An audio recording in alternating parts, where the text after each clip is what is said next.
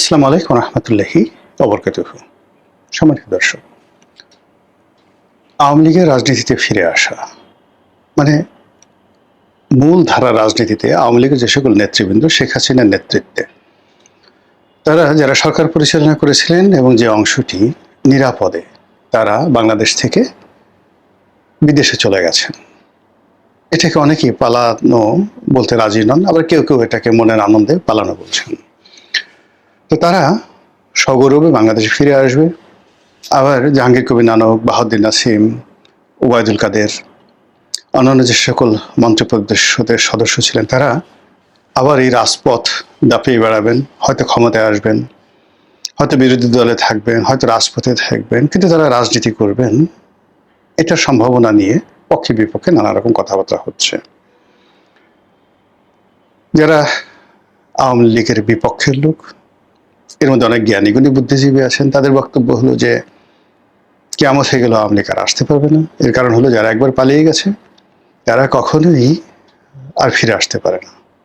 অন্যপক্ষে বলার চেষ্টা করছে যে আওয়ামী লীগ পালালো কই, সে তো শেখ হাসিনাকে সামরিক বিমানে করে, যুদ্ধ বিমানে করে সসম্মানে মর্যাদার সাথে সানাই নহবত বাজিয়ে বাংলাদেশ থেকে পাঠিয়ে দেওয়া হয়েছে, আর ভারত সরকার তাকে রাজকীয় মেহমান রূপে সানাই নহবত বাজিয়ে তাকে গ্রহণ করেছে এবং এখনো পর্যন্ত তাকে রাষ্ট্রীয় মেহমান রূপে ভারতের সবচাইতে কাঙ্ক্ষিত রাষ্ট্রীয় মেহমান। এই মুহূর্তে ভারতে দুজন লোক একদম রাষ্ট্রপ্রধানের মর্যাদায় আছেন, দালাই লামা, তিব্বতের ধর্মগুরু দালাই লামা, আর শেখ হাসিনা। কিন্তু শেখ হাসিনার যে জৌলুস, তার যে ক্ষমতা, তার যে প্রভাব সরকারের সাথে, তার যে সংযোগ, এবং শেখ হাসিনাকে কেন্দ্র করে দিল্লি, গুজরাট, আহমেদাবাদ, তারপরে পশ্চিমবঙ্গ, আসাম, ত্রিপুরা, বিহার, সব জায়গাতে সেখানকার রাজনীতির যে পক্ষ, মানে ওখানে যেভাবে আওয়ামী লীগের হাজার হাজার মানুষ আছে, তার সঙ্গে সঙ্গে ওখানে বাঙালিরা আছে যারা মাইগ্রেট করে ওই অঞ্চলে গিয়ে দীর্ঘদিন যাবৎ বসবাস করছেন তারা, এবং ওখানে যে সকল রাজনীতিবিদ রয়েছেন তাদের একটা বিরাট অংশ শেখ হাসিনার পক্ষে। সেখানে রীতিমতো একটা আলাদা রাষ্ট্র গঠন করার মতো অবস্থা তৈরি করে ফেলেছে। পশ্চিমবঙ্গের কথা চিন্তা করেন, পশ্চিমবঙ্গে মমতার পরাজয়, তার তৃণমূল ভেঙে টুকরো টুকরো হয়ে যাওয়া, শুভেন্দুর ক্ষমতায় আসা, বিজেপির সেখানে একছত্র আধিপত্য ধরে নেওয়া হয়, এর পেছনে অন্তত 50% প্রভাব বিস্তার করেছে শেখ হাসিনা এবং তার আওয়ামী লীগ। এবং শেখ হাসিনার যারা লোকজন রয়েছেন তারা দেশ এবং বিদেশ থেকে নানাভাবে অর্থ দিয়ে, সাহায্য দিয়ে শুভেন্দুর এই নির্বাচনকে তারা এগিয়ে নিয়ে গেছে। বোঝার চেষ্টা করুন যে ভারতের কি ধরনের কথাবার্তা হচ্ছে। ভারতের যারা সংবাদপত্র, প্রেস ক্লাব, মিডিয়া যেভাবে শেখ হাসিনা ডমিনেট করছেন এই মুহূর্তে, সেটা রাহুল গান্ধীও পারছেন না। তো এই জন্য শেখ হাসিনাকে আসলে আপনি তুচ্ছ করতে পারেন, তাচ্ছিল্য করতে পারেন, তাকে ফেলে দিতে পারেন, কিন্তু এই ঘটনাগুলো তো ঘটছে, যেটা অতীতে ভারতে কখনো ঘটেনি। এখানে কাশ্মীরের রাজা, তারপরে সিকিমের লেন্দুক দর্জি, এরপরে মহীশূরের নিজাম, মানে অনেকেই কিন্তু স্বাধীন ভারতে রাজকীয় মেহমান রূপে দিল্লিতে ছিলেন। কিন্তু শেখ হাসিনা যে ভাবসাব দেখাচ্ছেন, যে প্রোটোকল দেখাচ্ছেন, এবং তাকে কেন্দ্র করে দেশে, দেশের বাইরে এবং আন্তর্জাতিক মিডিয়া যা কিছু করছে, ফলে আমরা বাংলাদেশে বসে কোনো অবস্থাতেই শেখ হাসিনার এই যে মুভমেন্ট, এটাকে বাদ দিতে পারছি না। যত কথাই বলি না কেন, ছাত্রলীগ, যুবলীগ, আওয়ামী লীগের আতঙ্ক আমাদেরকে তাড়া করছে। যতই প্রবোধ দেওয়ার চেষ্টা করি না কেন, আওয়ামী লীগের ফিরে আসায় আমাদের অনেকের ফিরে আসার আতঙ্কে আমাদের হাত পা কাঁপছে, এটি বাস্তবতা। আর অন্যদিকে আওয়ামী লীগ কিন্তু বন্ধ নেই। যেদিন থেকে মানে আগস্ট মাসের 5 তারিখ বোধহয় তারা মুখ বন্ধ রেখেছিল, বা 6 তারিখে বন্ধ রেখেছিল, 7-8 তারিখ থেকে তারা দ্বিধা আসছে, যে যার মতো করে সামাজিক মাধ্যম ব্যবহার করে, আন্তর্জাতিক গণমাধ্যম ব্যবহার করে তারা বলে যাচ্ছে এবং একের পর এক তারা কর্মসূচি দিয়ে যাচ্ছে। কমিটি গঠন, ঝটিকা মিছিল, অফিস চালু করা, পালিয়ে যাওয়া, ভোট দেওয়া, জামাতকে সাপোর্ট করা, বিএনপিকে সাপোর্ট করা, জামাত বিএনপির মধ্যে গন্ডগোল লাগিয়ে দেওয়া, রাজনীতিতে চাণক্য নীতি যা কিছু আছে সব কিছু একটার পর একটাতে কিন্তু আওয়ামী লীগ করে যাচ্ছে, দেশের ভিতরে থেকে, দেশের বাইরে থেকে। আওয়ামী লীগের যে সমস্ত লোক বাংলাদেশের মধ্যে পালিয়ে আছেন, বাস্তুচ্যুত হয়েছেন, আর বিরাট অংশ যারা এই পরিবর্তিত পরিস্থিতিতে ট্রেড অ্যান্ড কমার্স, বলতে গেলে এখনো 60% ট্রেড অ্যান্ড কমার্স আওয়ামী লীগের লোকজন নিয়ন্ত্রণ করছে। কন্ট্রাক্টারি, সরকারি কাজকর্ম সবই তাদের লাইসেন্সে হচ্ছে।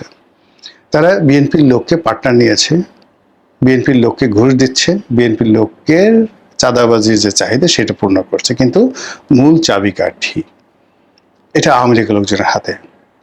বাংলাদেশের ফুড সিকিউরিটি তাদের হাতে, আমদানি বাণিজ্য তাদের হাতে, রপ্তানি বাণিজ্য তাদের হাতে, আমলাতন্ত্র তাদের হাতে, যে যাই বলুক না কেন।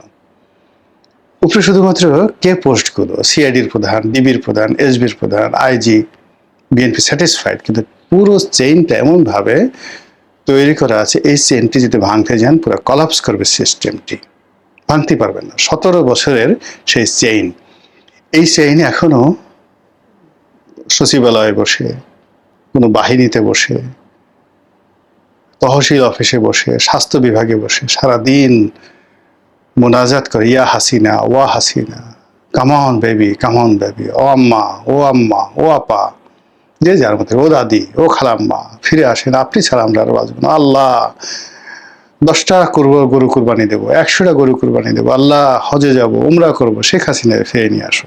আচ্ছা বলেন তো, কাজগুলি কি হচ্ছে না? রোজা রাখা, তার জন্য রোজা রাখা হচ্ছে না? তার জন্য কি কোরআনের খতম হচ্ছে না?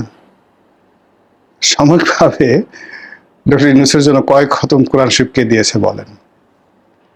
জনাব তারেক রহমান সাহেবের জন্য কয়জনে রোজা রেখেছেন 17 বছরে বলেন? কিন্তু এই সময়টিতে, এই গত 2 বছরে শেখ হাসিনার জন্য কত লক্ষ লক্ষ মহিলা, কত লক্ষ লক্ষ গৃহহীন মানুষ যারা ঘর পেয়েছেন, যারা ভাতা পেয়েছেন, যারা শেখ হাসিনার অনেকগুলো ট্রাস্ট হয়েছে সেখান থেকে বৃত্তি পেয়েছেন।